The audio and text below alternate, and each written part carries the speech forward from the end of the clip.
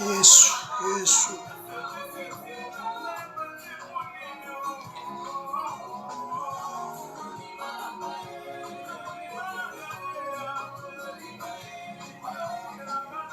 Nzambe na bomoi. Tumbwama Yesu. Haleluya.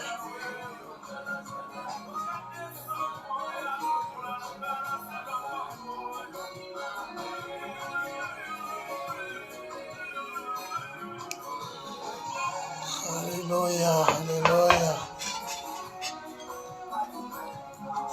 Yonde monzoto na tongo. Yonde mokeli na nyonso. Yonde mobongisi na makambo nyonso. Tobengi na kombo ya Jéhovah. Yesu, Jéhovah Jireh. C'est toi qui pourvois tous nos besoins. Nous voici encore une fois saints d'Israël. C'est dimanche 11 mai. Devant ton trône, devant ta face, ô Dieu. Béni soit ton nom éternel pour tes bienfaits, pour tes hauts faits. Alléluia. Alléluia. Alléluia.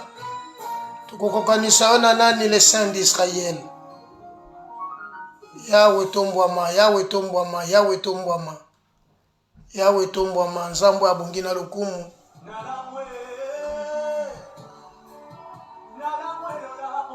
Yesu, yonde tolangwa. Yesu lobi tolangwa ki balotoko. Lobi tolangwa ki bakaporoto. Lobi tolangwa ki nzambe mokili oyo. Lelo Yesu toyende pai na yo kolangwa nde yo Yesu. Yonde tata na biso. Seigneur, merci parce que coupe na yo ze débordé na bavi na biso. Ozo mimoni sa lokola nkolo. Ozo kamba biso lokola Yahweh. Berger atambwisa kabana na ye, bibwele na ye. Apana mawa merci. Tala biso to ye liboso na yo. Tala biso to pusani liboso na yo Yesu. Yondo zanzambe. Mutema na nga Yesu to ye na ngonde pai na yo. Gosopa ngo nkolo liboso na yo. Mukonji na mapinga. Hallelujah.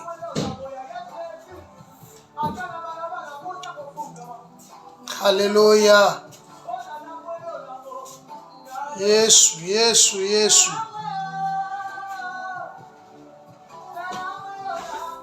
Lango lo lango.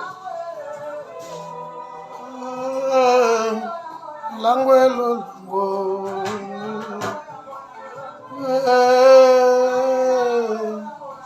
Lango lango. Yaya. Yonde yaya na biso.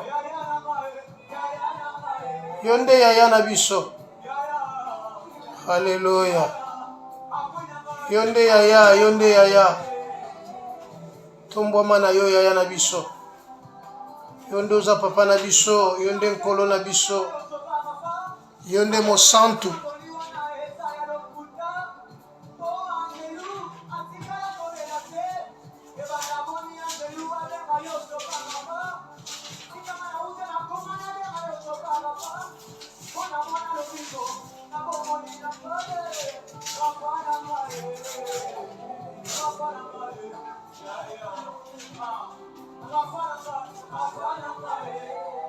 Rafa nanga.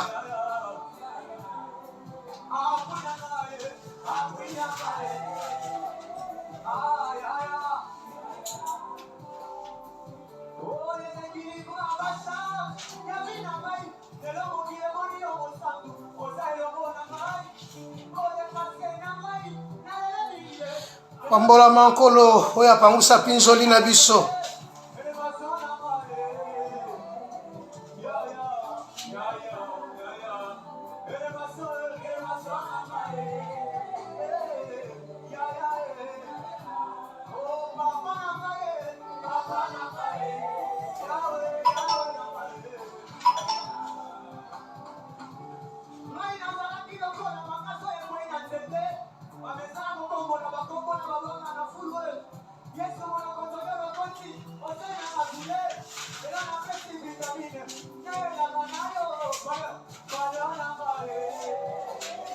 Alléluia, alléluia,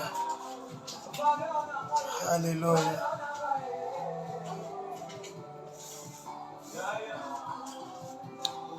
Voilà, bien-aimés frères et sœurs en Christ, bien-aimés, que Dieu soit béni, que Dieu soit loué, que Dieu soit exalté. Ce dimanche 11 mai 2025, le Seigneur a permis que nous soyons comptés parmi les vivants. Nous avons ce privilège d'être comptés parmi les vivants. Si nous sommes en vie, si nous sommes là aujourd'hui, ce n'est pas parce que nous sommes beaux, ou bien nous avons de bonnes qualités, ou nous avons fait de bienfaits à l'Éternel, mais c'est par sa bonté, c'est par sa grâce. Le Seigneur a permis que nous soyons là. Que Dieu d'Israël soit béni, que Dieu d'Israël soit exalté. Alléluia. Yonde moninga motema, yonde nzambe, yonde tata na biso, oyo totutela katolo, yango toyeli boso na yo Elohim, yonde osali biso ba bien. Alléluia, Sabaoth, Sabaoth tomboma na babolamu ozosalela biso, pe osaleli biso na kati ya mokolo lelo. Joano lokumu. Bien-aimé, que Dieu soit béni, que Dieu soit exalté pour la faveur oyo a sali biso, pour la bolamu oyo a sali biso journée ya lelo. Voilà, toza vraiment reconnaissant ya kopambola nzambe wana, ya koloba na ye matondi, ya kopesa ye kaka lokumu parce qu'aza nzambe. Balingami to lekisi mwa mikolo oyo dimanche passé to lobela kiteme na biso jusqu'à quand crocherez-vous des deux côtés. Ce thème là qui est important to lobela qui jusqu'à quand crocherons-nous des deux côtés. Élie le prophète tango azwaki likaya koloba maloba oyo, c'est parce que Israël a komaki na moment moko ezalaki trop pertinente, bato bayebaki lisusu nzambe te, les gens bazali koyeba susu te nini basengeli basala. Tellement l'influence ya Akab na mwasi na ye Jezabel, na banzambe oyo banturaki ye, bantrenaki peuple akende kosambela Baal. Israël avait donné le dos à pesaki mukongwe pai na nzambe, Dieu d'Israël, pour na kotala maintenant vers le Dieu de Baal. Suite ya makamba boye kozala nango, nini boye kotungisa, nini boye kosala boye, pas de solution. Bien aimé, bandeko yo bamisepelaki basekomaki kote ya nzambe bazali, kote ya mokili bazali. Or nzambe alobi, si tu es chaud, tu es tiède, je te vomirai. Si tu es tiède, je te vomirai. Bien aimé, église, comme lelo église na biso, lelo eza na problème, eza na tendance oyo. Bato bazo vivre de deux côtés, bazo décrocher de deux côtés. Bato bazo simba mana maloba na nzambe te. Bato bazo vanda na moboko te, fondation te, o ezali loba na nzambe. Kasi bato bazo vanda na makanisi na bato. Bato bazo vanda likolo ya mayele ya bato. Bato bazo vanda likolo ya influence moko ya monde lelo. Epoussé bato ba vanda. Mususu ka ye atali kaka nengi beauté ya temple ezali. Abino awe sika nzamba za. Bien aimé, ne vous y trompez pas. C'est à cause de sa beauté. O etindaki ke lelo abenga ma satana. C'est à cause ya kotala ba qualité. Aujourd'hui, il y a plusieurs prophètes, plusieurs pasteurs, plusieurs serviteurs de Dieu parce que c'est à cause de sa beauté. Aotala lolenga zoteya, lolenge azana mutuka ya malamu, alobaka français to anglais ya malamu, ayebi ko babetaka maboko tango azoteya, alobi nonga pe na sina komi na place wana. Pourquoi crochez-vous des deux côtés? Alors, église, lelo, eyebi susute nini fwe sale.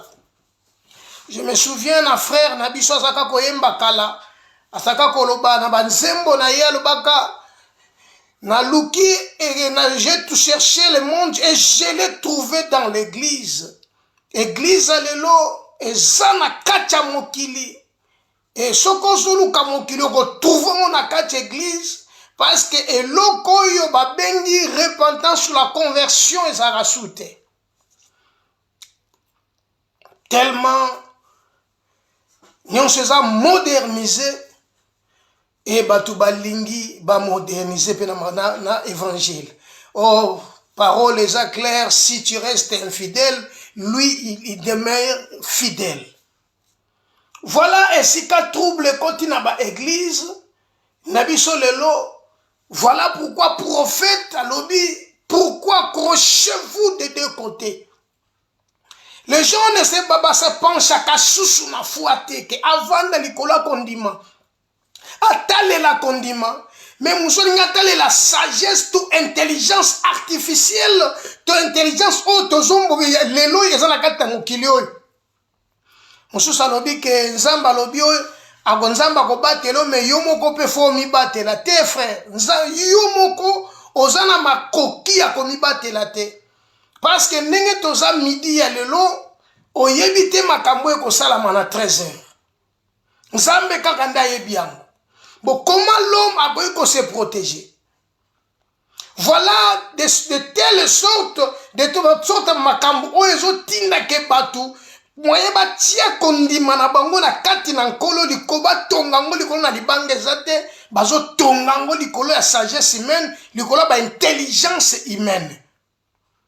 J'aime la parole de Dieu car la Bible dit la nature elle-même ne vous enseigne-t-elle pas. Makambo tungi saki mutu ya Eli makambo tungi mona ke non nzamba zomona ke peuple azo tambola zo kuma bazana kala likolo bampate babungi zela bazangi mobokoli.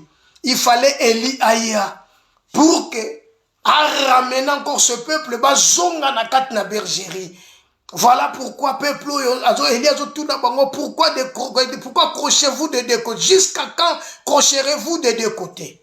Jusqu'à quand?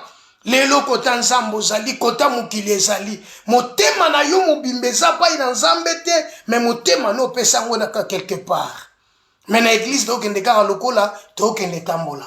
Bien aimé, il y a un grand problème na ba église na biso lelo, il y a un grand problème na kacha konye na biso lelo. Voilà la grande raison que le prophète a posé une question, c'est parce que nous ne comprenons plus rien, nous ne comprenons plus rien na kacha na biso lelo. Est-ce que toza bana nzambe to to bana nzambe te? Parce que la parole de Dieu nous dit il faut qu'il y ait une différence entre ceux qui servent l'Éternel et ceux qui ne le servent pas. Aujourd'hui, il n'y a plus de différence. Okotala lolenge langage ya oyo na langage ya oyo ezokokana na yango. Mais où est la différence? Où est le créateur? Où est les enfants de Dieu? Baza wapi lelo bana na nzambe? Lelo toza wapi? Voilà le grand problème. Eli azolukelo komoko. Bato ba sopa mitema na bango pa ina nzambe batonga malikolo na nzambe bato bazonga le nzambe voilà la réponse est simple. La Bible dit parce que ceux qui toujours vivre tout cela na kat na biso, la raison plus simple, la Bible déclare mon peuple périt faute de connaissance. Lokola batu balingi nzambe te batu balingi prière mais batu babosani liloba na nzambe batu balingi prière mais batu babosani kotosa liloba na nzambe.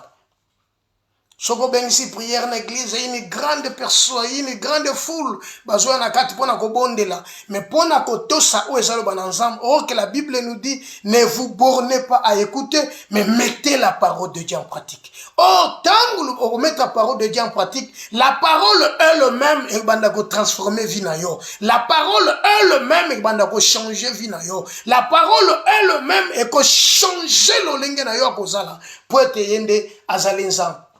Voilà, parce que la parole, comme la parole, c'est lui-même et Dieu.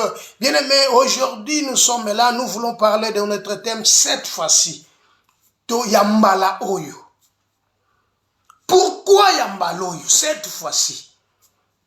Donc, quand on parle de cette fois-ci, c'est comme si l'homme a su maintenant décision. C'est comme l'homme s'est décidé que cette fois-ci, parce que cette fois-là, parfois, on a décidé comme abbé, on a décidé qu'on a une solution, na sala kili kamosongolo pakala, na une solution, na kenda ki parfois ailleurs, na kota ki une église kobonde, na luka kenzam, na une noté, mais cette fois-ci, Yambala Oyo. Yambalo eza changement. Donc c'est une décision oyo mutu azwina yemoko. Donc yemoko aza convaincu que j'ai pris cette décision pour que na avance. Parce que na soki na tali donc eza lokola mutu azotala na miroir lolenga sala ki lobi, lolenga tambola ki lobi, lole makamba sala ki lobi, alobi non, cette fois-ci yambaloyo na zui eloko musu na kokosala. Yambaloyo na kokosala susu on a sala ki berer na sala ki lobi te. Parce que berer na nga ya lobi et cause l'expérience na nga ya lelo. Mais berer na sala ki lobi na ko répéter mo lisusu te. Yambalo na zo kendene pour avancer. Yambalo na zo kendene pour na kende liboso. Yambalo na okene pour na reçu. Yambala oyo na zo sala pour na changement na kati ya ministère na nga. Pour na changement na kati ya vie na nga. Yambalo oyo donc vie na nga. Il faut ça la différence na batu mususu. Yambalo makambu na kosala et kopesa kaka gloire et pas inanzam. Yambalo makambu na kosala et glorifier kaka nzambe. Mbalo yo makambu na kosala kombo na Yesu nde tombo malakata binanga. Yambalo yo na lingine na tombo la kombo na nzambe. Yambalo yo na lingine kombo nzambe emoni sa manakata bomo inanga.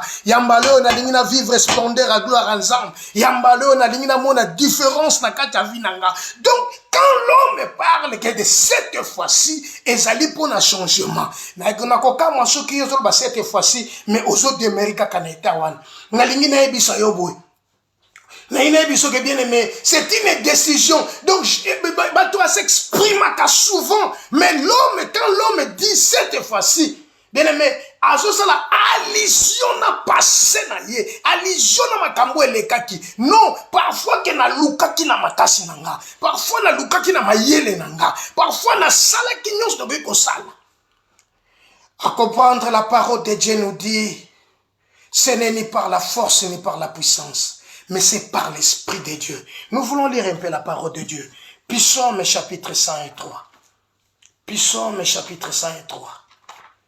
Psaume chapitre 103, livre de Psaume, chapitre 103, verset 13. Qui nous dit la parole de Dieu? Psaume chapitre 103, le verset 13. Que dit la parole? Nous écoutons la lecture. Comme un père a compassion de ses enfants,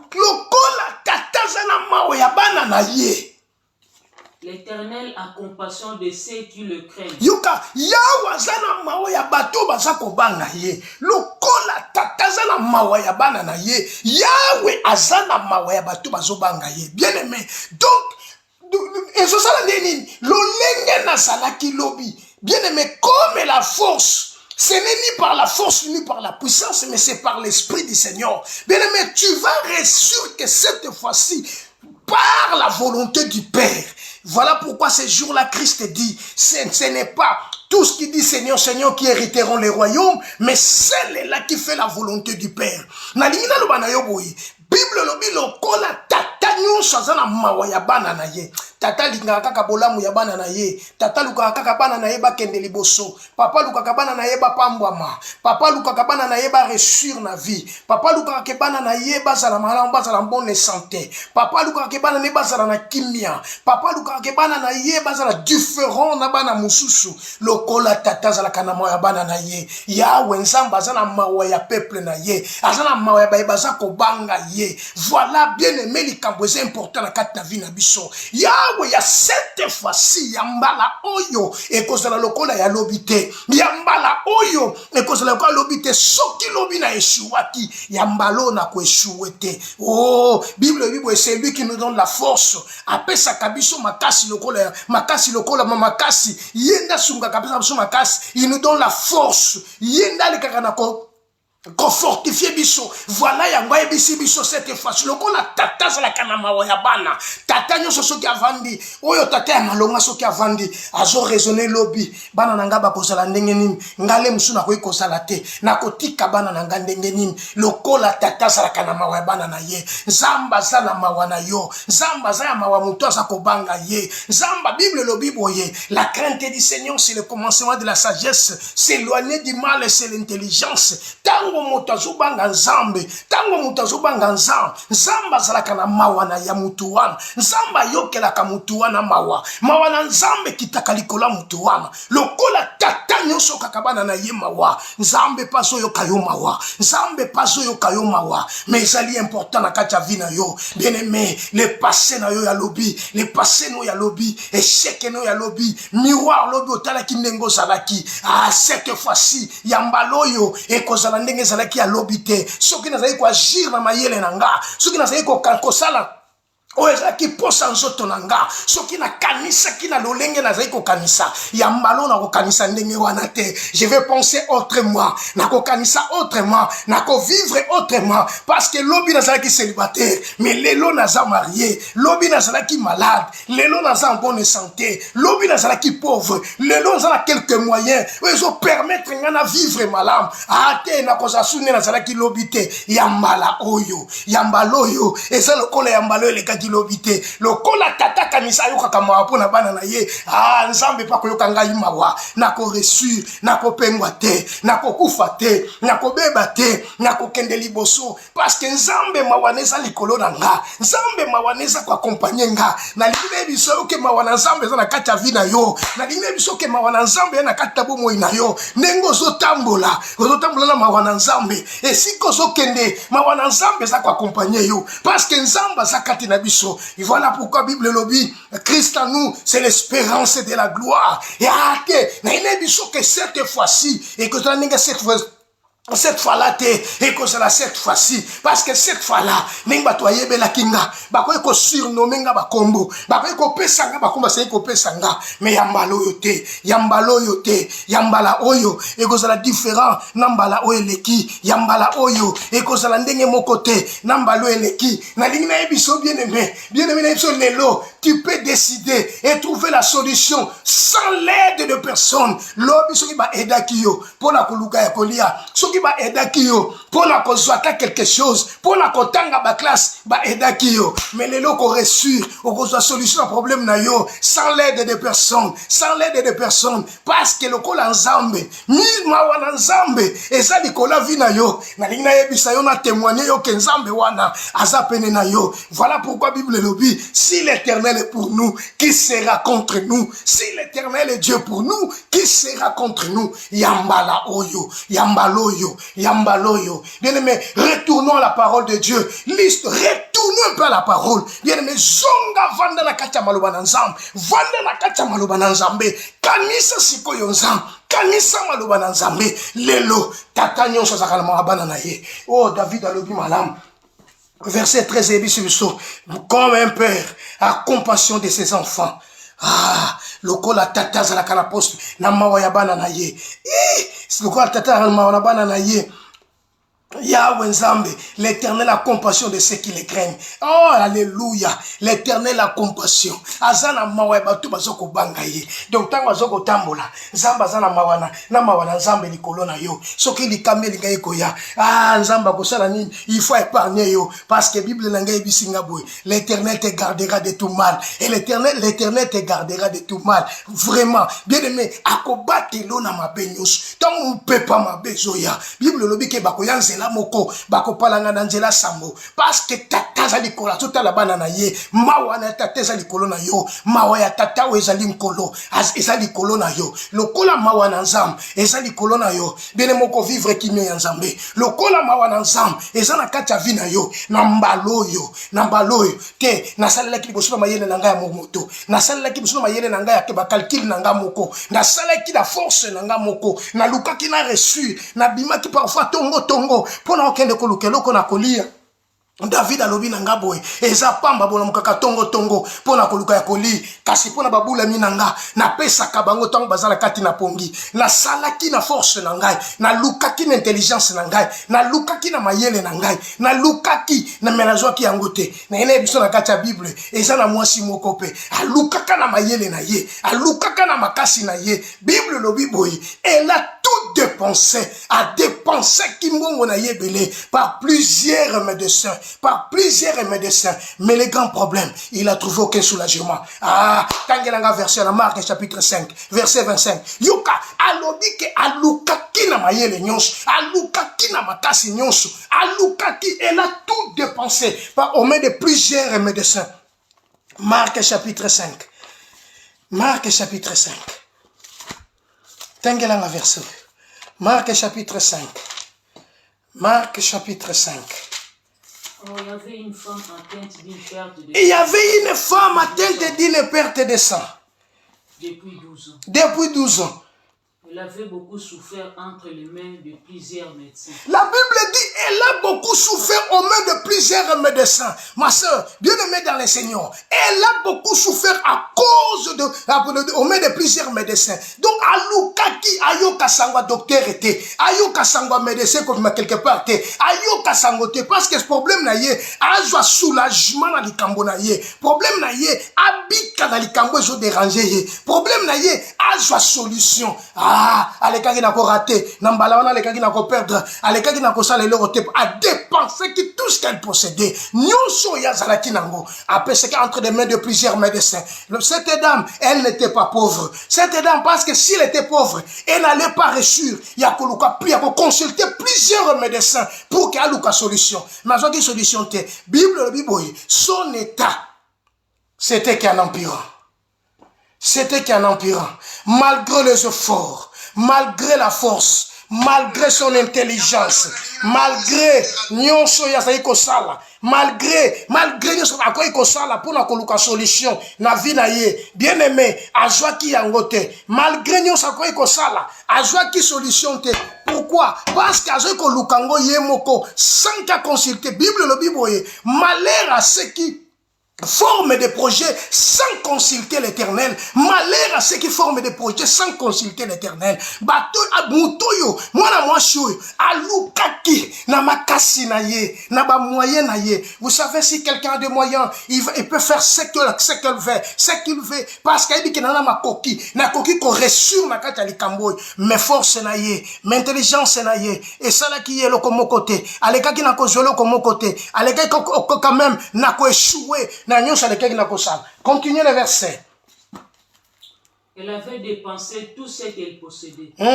Et elle n'avait éprouvé aucun soulagement. Elle n'avait éprouvé aucun soulagement. Bien-aimé, yambala waneleki, alukaki na ndenge nyonso. Elle avait trouvé aucun soulagement. Bien-aimé, ce n'est ni par la force ni par la puissance, mais c'est par l'esprit du Seigneur. Mais moi show a travaillé. Na ene biso kenengi ndenge pe yozo lukalelo. Ozo bundana na mayele na yo. Ozo bundana na makasi na yo koko reçu. Ozo bundana ndenge nyonso pour que soit solution na likambo na yo. Non, na ina biso yo, e na batu ba luka pe lokola yo. E na batu ba bundana na vie babimaka tongo tongo pona koluka me bazozwa bazwite azwite tanga zongi pe na pokelo ko pa pesa bana ya kolia ezalité et ya noezate na ina biso ke longo na nzambe ndoko réussir comme un père a compassion de ses enfants. L'Éternel a compassion de ceux qui les craignent. Ya bazana mawali kola bato bazako bangaye. Ya we mawane za likola bato bazako bangaye. Lokola mwana mwasi oyo alukaki. Continuez le verset. Mais elle était allée plutôt en empirant. Son état était toujours allé en empirant. Ayant entendu parler de Jésus. Elle vint dans la foule. Par derrière. Et toucha son vêtement. Verset 28. Elle disait, si je puis seulement toucher ses vêtements. Je serai guéri. Bien aimé, elle avait trouvé aucun soulagement. Parce que Aluka qui yango na force na ye, Aluka qui yango na sagesse, parce qu'elle avait des moyens. Il y a qu'elle n'est pas plusieurs médecins. Il y a bien aimé, la première des choses, elle a perdu l'énergie. Elle a perdu l'argent, son énergie pour consulter les médecins. Mais elle ne trouva aucun soulagement. Mais Yambaloyo. Voilà sa décision. Yambaloyo pour rater. La Bible dit ayant entendu parler de cet homme. Oh, ayant entendu parler de Jésus. Elle n'a pas entendu parler. Ayoka qui était même ce pasteur moko. Aluka qui ma prophète était. Aluka qui église était. Aluka qui n'importe qui était. Mais ayant entendu parler de Jésus. Et quand ayoki kombu sango na Yesu. Alobi katina ye. Soki mbalawana na eshiwaki. Soki na eshiwaki pour un médecin. Mais cette fois-ci j'ai trouvé. Oh, il y a un médecin supérieur, un médecin. Il s'appelle le roi. Comme le père a compassion de ses enfants, ayant entendu parler de Jésus. Tangwa yoki sangona Yesu. Tangwa yoki Yesu abikisaka. Tangwa yoki Yesu asalaka makambo songolo. Tangwa yoki ne pas qui décision. Alors biboy, si je puis seulement. Voilà la décision. Si tu prends décision aujourd'hui, si tu te décides aujourd'hui, bien-aimé, si tu prends ta décision aujourd'hui, ta vie ne sera plus le même. Ta vie changera, tu réussiras. Tu trouveras le soulagement. C'est que la dame cherchait. Et que Azala soulager na problème na ye. Azala soulager na maladie na ye. Azala soulager na ba mon oiseau déranger ye. Bien-aimé, on sait qu'on déranger vie à moi chose. Bible les jours ayant entendu parler de Jésus. Quand ayoki, avec ses moyens, bien aimé, à coca qui console le comme côté, mais son état était seulement en empirant. Avec ses moyens, avec sa sagesse, avec la science d'aujourd'hui, elle dit qu'elle n'a pas eu cause de soulagement, mais elle n'a trouvé aucun soulagement. Bien aimé, la Bible dit tout don excellent. Tout don excellent vient d'en et tout parfait, tout parfait vient d'en haut. Ce qui nzamba lobi oui, qui peut dire non? Ce qui nzamba lobi oui, qui peut dire non? Moi si à lobi oui, cette fois-ci, si je puis seulement toucher son vêtement, le bord de son vêtement, si je puis seulement toucher le bord de son vêtement. Continue verset 28. Si je puis seulement, verset 28. Car elle disait, Azlaki kolobabouye. Si je puis seulement toucher ses vêtements. Donc, ayant entendu parler de Jésus, la dame maintenant a pris la décision. Elle a dit ceci. Le quoi si na yoki sango na ye, na yoki makambo ya salaka. Oyo pe asalela bato se monana. Ba miracle qui palpable. Na mona bana yoki batu ba sekwa, batu ba sekwa, bata malade bazobika. Alors pour le problème nanga, si je puis seulement toucher son vêtement, je serai guéri. Voilà pourquoi na ebisa kiyo c'est la décision. Lelo yambala oyo, yambaloyo, échec longwe na kati na vie nanga. Ce qui na ko lukanzambe nenga malamu te, lelo na lukanzambe nengi na ko luke na nzambe. Ce qui faut na la na mabele, faut na la na mabele. Ce qui faut na gêner, il faut na gêner. Ce qu'il faut na tombo la mongongo, faut na tombo la mongongo. Il faut na changer maintenant lolenge nanga parce que la mbala oyo ngana ko échoué te. Yambaloyo, na cause échec te. A dépensé bambongo na ye. Après plusieurs médecins, il trouvait aucun soulagement. Mais son état, au contraire, ce n'était qu'un empirant. Non, la dame a pris la décision. Et cette décision que l'on a zanasé à mawananzam, comme un père, a zongi siko pa ina tata. Tata azokla yo kela kabatu mawa. Tata ya bigi sakabatu.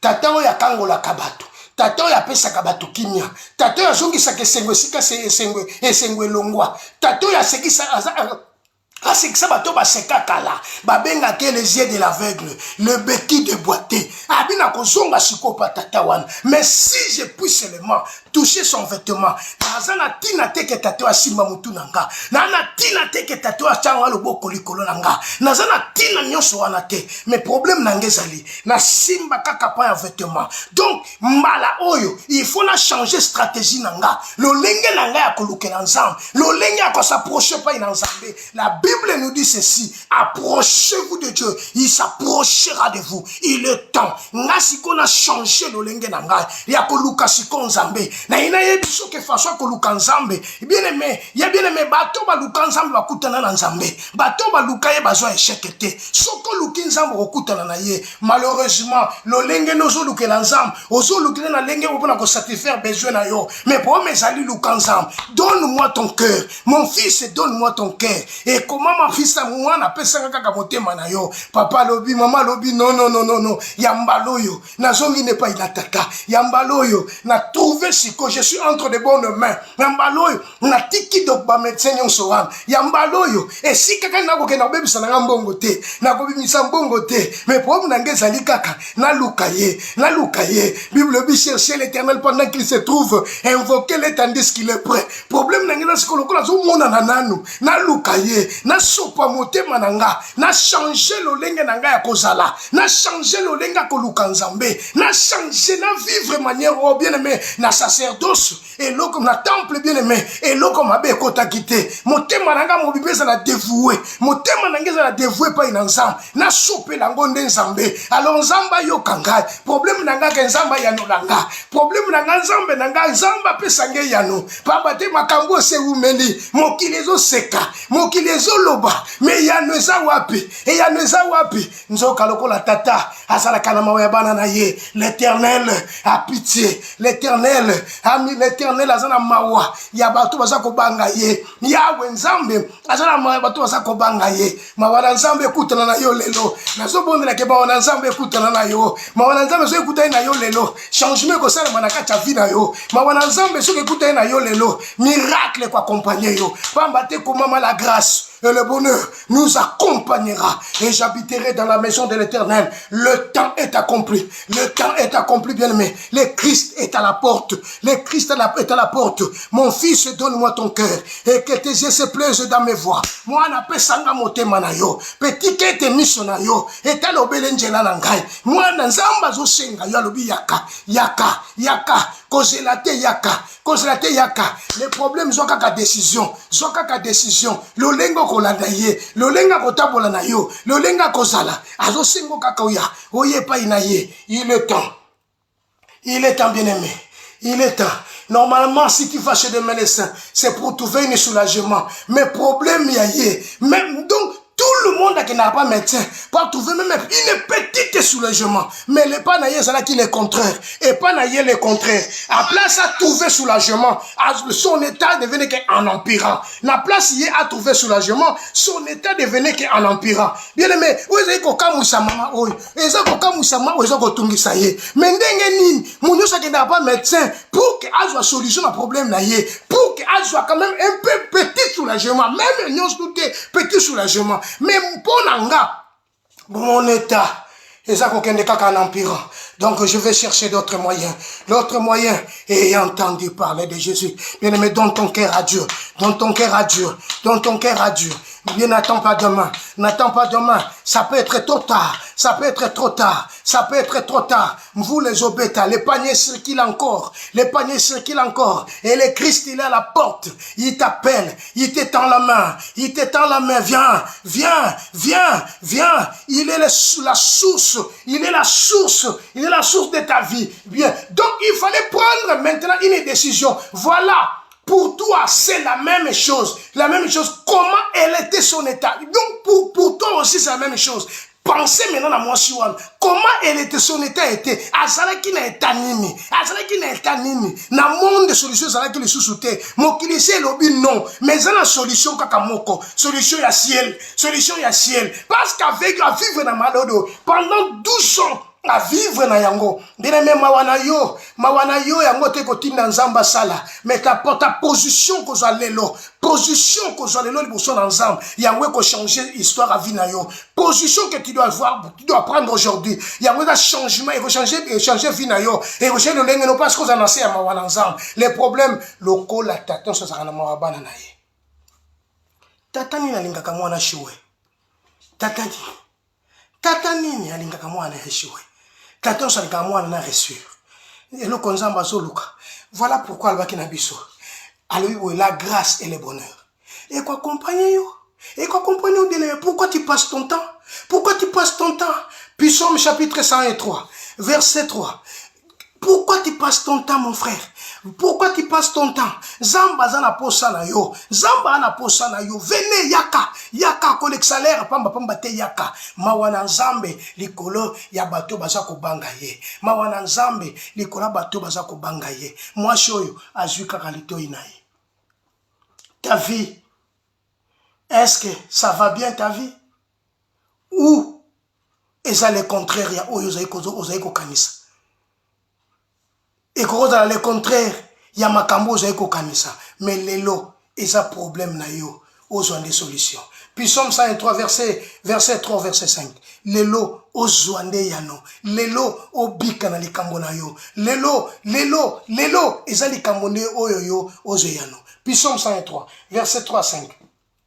C'est lui qui pardonne toutes tes iniquités. C'est lui qui pardonne toutes tes iniquités. Ayant entendu parler de Jésus, tangwa yoki. Lokola Yesu nde mutalimbisaka mabunga na bato. Ses péchés étaient pardonnés. Et qui guérit toutes tes maladies. La femme, elle qui n'a qu'à recevoir a eu le pardon des péchés et a eu la guérison. Et ça accomplit na katia vie na ye. Pe la moko ndenge nzamba ninga sala lelo. Ba décision na yo yango te eko changer volonté nzamba. Makanisi na yo yango te changer volonté nzamba. Mais la volonté de Dieu est que tout homme soit sauvé et parvienne à la connaissance de la vérité. Continue le verset. C'est lui qui délivre ta vie de la fosse. C'est lui lui. Couronne de bonté et de miséricorde. C'est lui qui délivre ta vie dans la fosse et qui te couronne de bonté. Il va te couronner de sa bonté. Si seulement si, au songe pas ina Yesu lelo. Si seulement si, au retourne pas ya créateur. Si seulement si, au yoko vande pas ya mutoyo, asala lola pe mabele. Si seulement si, au zonge pas ya muto abongisa nyos. Continue le verset. C'est lui qui rassasie de bien ta vieillesse. C'est lui qui rassasie de bien dans ta vieillesse. Qui te fait rajeunir comme l'aigle. Il te fait rajeunir comme l'aigle. C'est lui. C'est lui qui peut te faire rajeunir comme l'aigle. Moi, elle était rajeunie comme l'aigle.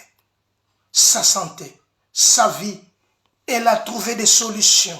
Elle a trouvé la solution dans le problème naïe. Parce que Nzamba zo rajeunir yé. Et si quand malade zalaki, malade sili, c'est lui qui rassasie de bien ta vieillesse et qui te fait rajeunir comme jeune l'aigle. Alléluia. C'est lui l'éternel Dieu. L'éternel Dieu qui te fait rajeunir comme jeune l'aigle. Bien-aimé kotala ajo komi nangote. Bien-aimé kotala sika yo zate. Ko konte bambula yo komi nangote. Mais l'éternel, c'est l'éternel qui te fait rajeunir comme le jeune l'aigle. Yako komi solo ako lokola mwana na mpongo.